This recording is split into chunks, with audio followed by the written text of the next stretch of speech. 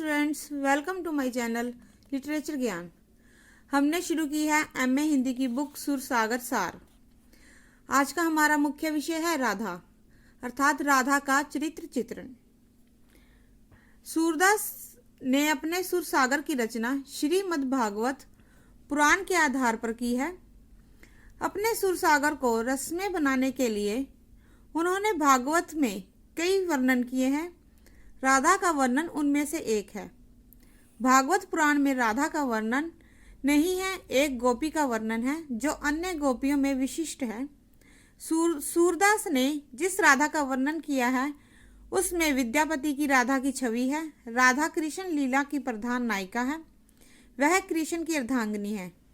राधा और कृष्ण की लीलाओं का वर्णन सूरदास ने बचपन के प्रेम से आरंभ किया है। भ्रमर गीत में गोपियां उसी को संकेत करके उद्धव से कहती हैं कि वह बचपन का प्रेम है, ज्ञान मार्ग के उपदेश से कैसे छूट सकता है। राधा और कृष्ण अभी अनजान हैं, किंतु सौंदर्य का आकर्षण उनमें विकसित होने लगा है। सूर ने प्रेम का विकास प्रथम दर्शन अर्थात लव एट फर्स्ट साइट से ही किया है। कृष्ण होली खेलने निकले हैं, ब्रज की गलियों में अचानक उनकी भेंट राधा से होती है और वही राधा को देखकर आंखों का जादू हो गया। वह राधा से पूछने लगते हैं कि तुम कौन हो, कहाँ रहती हो, कभी ब्रज की गलियों में नहीं देखा। तो राधा उत्तर देती है कि हम इधर ब्रज में नहीं आती, अपने दरवाजे पर ही खेलती हैं। सुनते हैं नंद का पुत्र माखन की चोरी करता फिरता है। कृष्ण कहते हैं कि तुम्हारा हम क्या चुरा लेंगे, चलो जोड़ी बनाकर खेलें। इस तरह श्री कृष्ण ने बातों में भोली राधिका को भुलावे में डाल दिया। राधा और कृष्ण के प्रेम की आरंभ वाली स्थिति सूर ने इन शब्दों में व्यक्त की है। बूझत श्याम कौन तू गोरी, कहाँ रहत काकी है बेटी, देखी नहीं कहूँ ब्रज खोरी।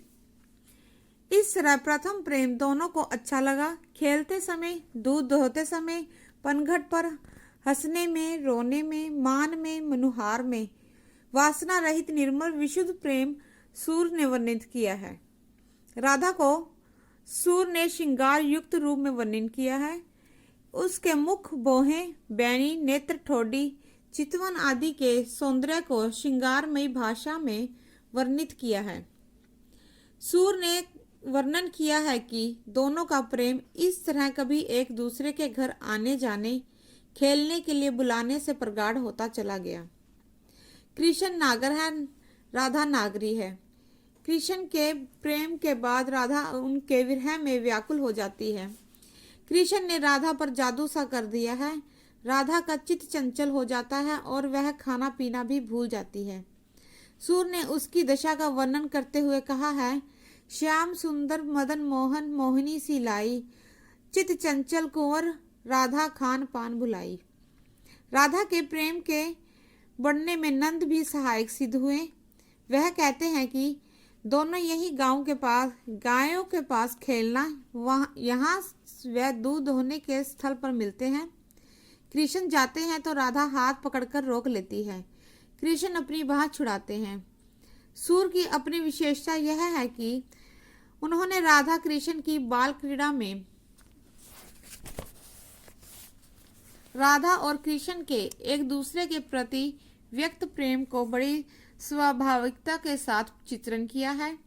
साधारण बालकों की तरह राधा अपनी माता से रूठ जाती है जब उसे कृष्ण के यहाँ जाकर खेलने से रोकती है। माता के डांटने डपटने पर भी राधा के प्रेम में कमी नहीं आती, बल्कि वह तो और बढ़ता जाता है।